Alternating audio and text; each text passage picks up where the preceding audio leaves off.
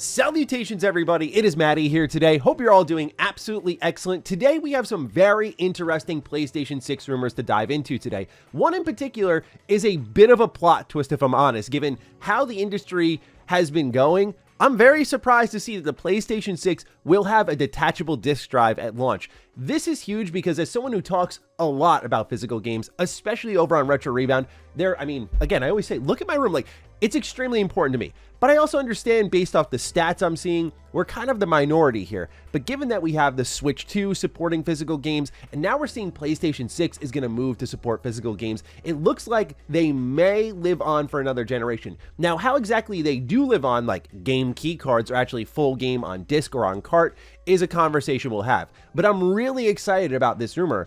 I'm also very interested in what's going on with the PlayStation 6 handheld. We're going to talk about that rumor that dropped last week, but also get Xbox involved. Everyone's going into handhelds right now, and while a lot of folks are saying the console wars are over, a new type of war is beginning, and we'll dive into that. So ladies and gentlemen, if you're new here and you're into what's going on with gaming today, we're talking about PlayStation. I'm trying to get PlayStation more in the coverage. Their team doesn't like me because, I work with Last Stand Media, so anytime I try to review their stuff, they just don't answer, but I try my best to cover their stuff when I can. So if you want more of that, let me know down below, but otherwise, consider subscribing.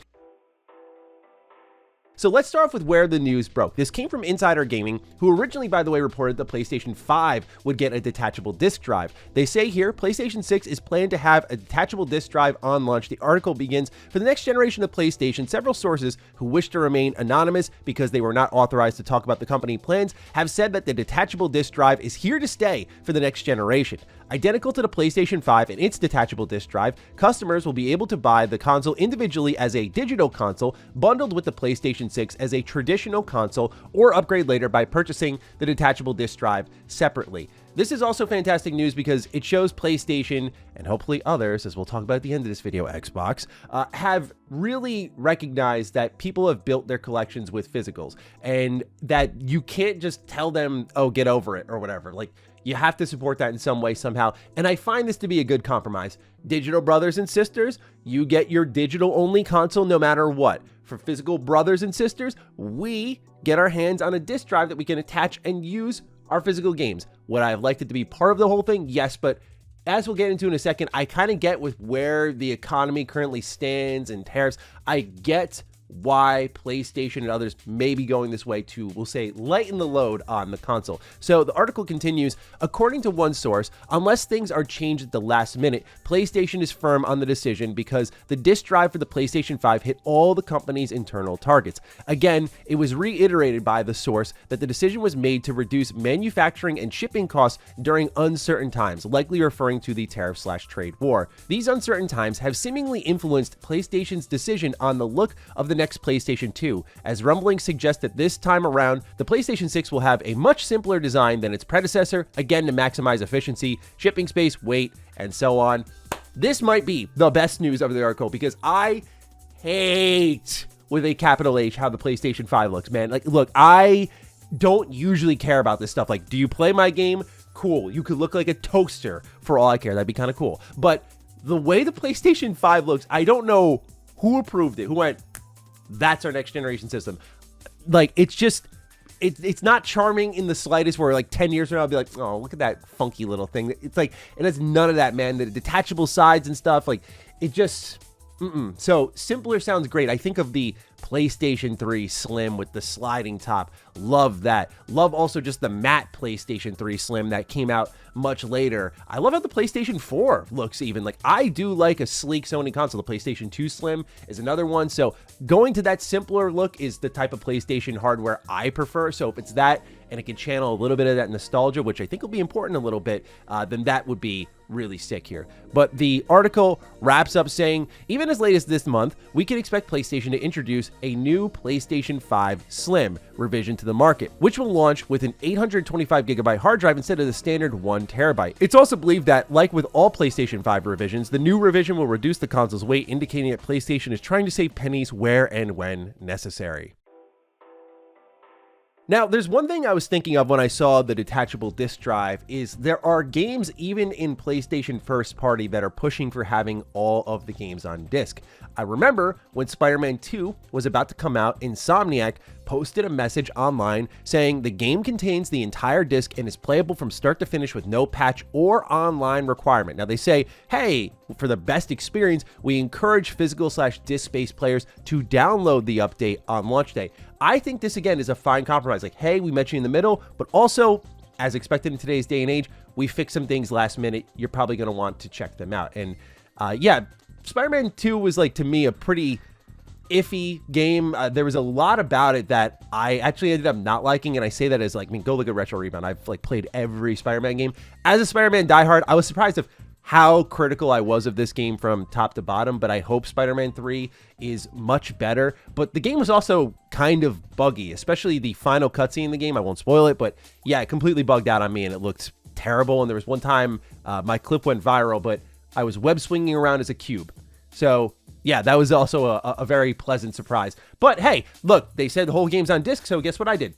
Bang. And I wonder if PlayStation has seen return on investment for that, where it's worth investing in a disk drive for games like this that are supporting physical more than others. Obviously, they also have access to third-party data. Are they seeing the same thing over there? I can't imagine this is just trade war, tariff stuff, simply because they just wouldn't bother making it at all if it wasn't necessary. So I do wonder what this means for Xbox, who has gone way more team digital. I wouldn't personally bet on Xbox meeting PlayStation in the middle here. I mean, you can see how many times they've tried to push all digital, and at least now feels like the most reasonable time to do it, given their like Game Pass and this whole always online thing that they were pushing since the Xbox One. Like, they're finally there with cloud streaming and everything. Like, I could see a world where Xbox doesn't do this, but this is where physical bros and sisters, like, this is our time. We can be the deciding factor in a generation again. Remember when PlayStation came out and just said, sharing your game, simple, and that completely broke the spine of the Xbox One when you couple that with the $100 difference.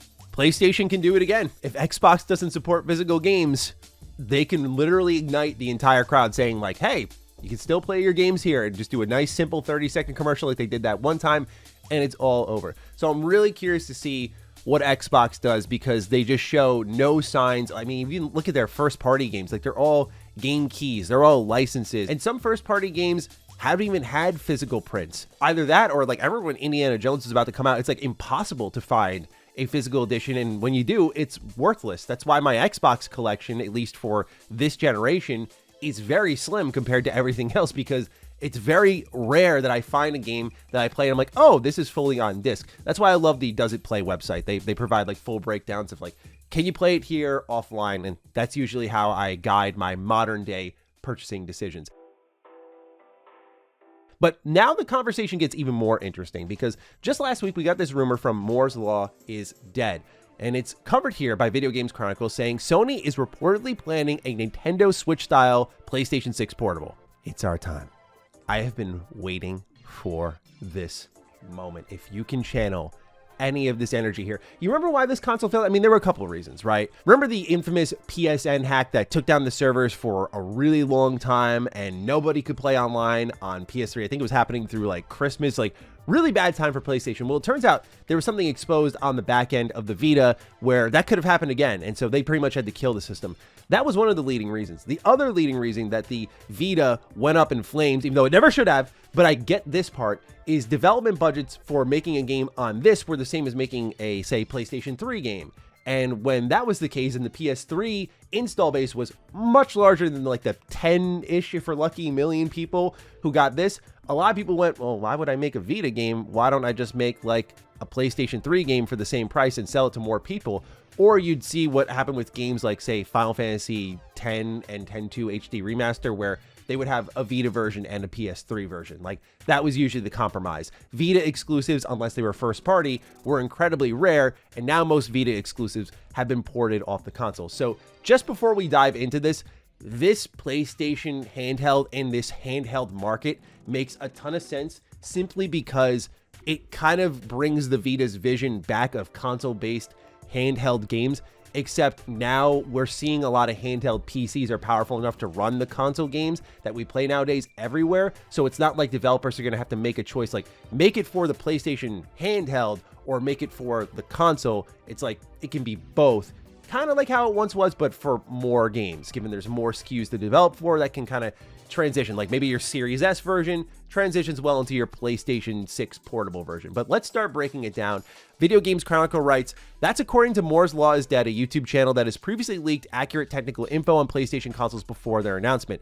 In a new video, Moore's Law is Dead shares specific technical specifications for the PlayStation 6 handheld, which will reportedly release alongside a traditional, more powerful PlayStation 6 home console, which it says is based on up-to-date documentation from graphics partner AMD. Notably, Moore's Law says it's seen multiple documents that directly call out that the planned PlayStation 6 portable can be docked like a Nintendo Switch, and claims that it will be capable of playing games natively at power exceeding that of the base PlayStation 5 when docked. The PlayStation 6 portable will reportedly feature an AMD APU featuring 4 Zen 6C cores and 2 further cores dedicated entirely to system tasks. In addition, PlayStation 6 is said to feature a 16X RDNA 5CU's GPU clocked at 1.2 GHz in handheld mode and 1.65 GHz docked. Moore's Law is Dead speculates based on specification costs that the PlayStation 6 handheld could retail for around $500 and release in late 2027. I mean, obviously for the Vita lovers out there like myself, this is exciting news. This makes a ton of sense. And really, I think this makes even more sense when you look at the sales of this bad boy right here. A very unexpected performer on the market. The PlayStation Portable, according to Sony, completely outperformed their expectations and sold really well, like millions of units. I think that shows two things. One, PlayStation is a lot like Apple. They just have their own built-in hardware ecosystem and fans that will buy things attached to the brand, even if there's like better things beyond that brand. They're just deep in the PlayStation ecosystem, so they're leaning into that. So the PS Portal finds a way there. But also, like, PlayStation Portal ends up being a better unit than many of us expect, and I think that was a game changer. It was also an affordable option. It was $200, and I think that was easy to, for a lot of people interested in hardware, go, okay, let's check out, why not, right? They continue to update it. They now have like native cloud streaming on this thing, and I'd say this is option C in the Mr. Matty household. Like option A is right here, Steam Deck OLED, easy choice anytime I get the chance. I'd say option B actually goes to this one here. I've been using this for basically the entire generation, but the Logitech G Cloud gaming handheld kicks a ton of ass. You can play your PlayStation games, your Xbox games. The streaming quality gets a little iffy at times. Like even in handheld, it sometimes doesn't look that great, but I mean, the battery life on this thing is supreme. And I know we're streaming games, but it lasts forever. It's comfortable.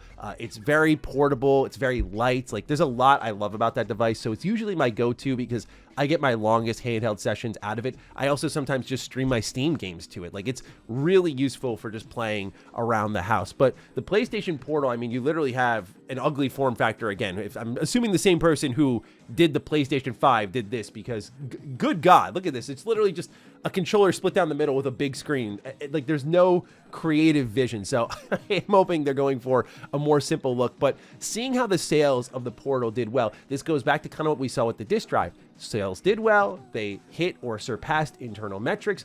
We're carrying that forward in meaningful ways. Now, Xbox is seemingly doing the same thing. This has been in the reports for a while, that there was a green light given to the Series X and S successor, which was big news when it first hit because we know Xbox was, you know, kind of treading water with hardware. And as they were going more multi-plat, why are you making your own hardware? Was a very fair question to ask. But the report is, hey, the green light's been given all the way to the top with CEO Satya Nadella. And they're not only making a successor to the Series X, like PlayStation's making a successor to the PlayStation 5, but also they're doing a handheld alongside it. However, that handheld was apparently supposed to come a bit sooner, but Microsoft sidelined those plans, according to Jez Corden, because they're now focusing on what's coming out in October in the Xbox Ally, which seems to be their sort of testing grounds, and it's a very expensive testing grounds, which I've decided to opt out on.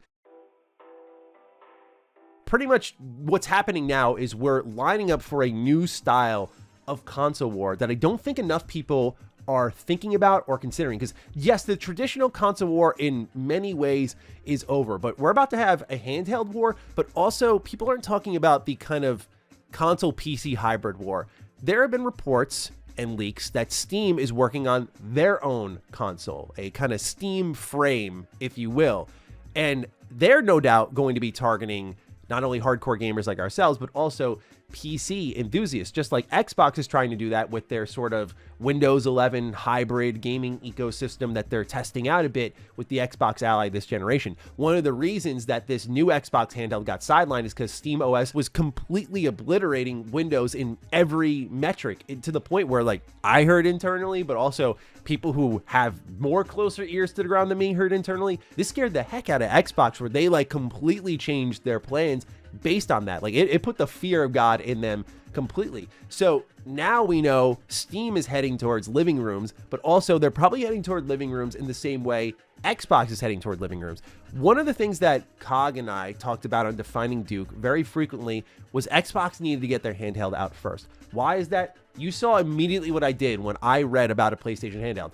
I held up my Vita and I said, hell yeah. That's because I have built-in familiarity and love with PlayStation handhelds dating back to the PlayStation Portable. I love that system as well. That was my childhood. Handheld gaming was my childhood. I naturally trust PlayStation with handheld gaming, and there's that deep association with them. Now Xbox, because of their delay, is going to be trying to crack a market with their own handheld, which could be great, by the way. I'm not signing it off yet, but I'm saying that from my point of view, the big mistake that they made was that now they're going to have to compete with much more established handhelds. Like, no one's catching up to Nintendo right now. They're the handheld market leader, but everyone's fighting for second place. Because if you look at the Switch 1 sales metrics, right, and then look at the drop off to another handheld that was successful in like the Steam Deck, it's like under 10 million, right? There is so much ground between number one and number two. That's why this handheld war is something I'm like, why is nobody talking about it like it should be talked about? Like, oh, the console wars are over, because we know the usual actors that kind of verbiage is coming from. And so it's like, no, it's about to start up again, just in a very different pocket. And this is going to be very interesting competition, and my favorite type of competition, because as someone who loves handhelds, I loved having that plethora of options growing up. My Game Boy, my PSP, my DS, like that was such a cool time, right? So many different SKUs coming out, so many different ways to play games. Although I will say, like, one of the defining factors of handhelds is like handheld exclusive games, but I do think we're beyond that time. Whoever's got the best battery life wins, in my opinion, because as much as I love, say, my Steam Deck OLED, like I've been playing, I just finished Chronos The New Dawn, and I've been playing some of that on this bad boy, like 2 hours and we're done. 2.5 hours, we're done. I would love to have a nice, strong handheld that plays these games, but manages to hold a battery life that maybe goes like 4 or 5 hours. Like, that would be great, so that I'm not like immediately plugging this thing as soon as I'm using it. It's good for quick gaming sessions, and it kind of lets you moderate your gaming time a little bit, but sometimes I don't want to do that. Anyway, we have the handheld wars coming up. Really interested to see how it all goes down, but I do think that this whole PlayStation 6 rumor really changes the game. Physical games are back on the menu for the next generation. That's tremendously exciting, but also handhelds are really on the menu for this next generation. Like, it should be a good time, and I feel like a lot of us felt robbed of this generation, not only in the production of games. I mean, look, that's the other thing that I kind of had to get my brain around is like, yeah, next gen stuff is interesting, but it's only so interesting because I feel like we're only getting our feet wet with this generation. We're ready to move on. But I also kind of understand the feeling of like, hey, we started a new gen during COVID. This has been a complete mess on both sides. Like, let's just start the slate clean. Like, we've assessed the business, the timelines, and everything. Like, let's do it right this time. That's just me being ideal, me being optimistic. But anyway, I thought this was just a really interesting batch of information I wanted to talk with all of you about. So let me know your thoughts down below. What do you think about physical games being here to potentially stay next generation? What do you think about the upcoming handheld wars and the console PC hybrid wars? Whatever term we end up coming up with for that, I don't know, but you get what I'm saying. Let me know what you're thinking down below. Other than that, take excellent care of yourselves, and I will see you in the next one. Stay sexy, stay active. I love you all. Peace.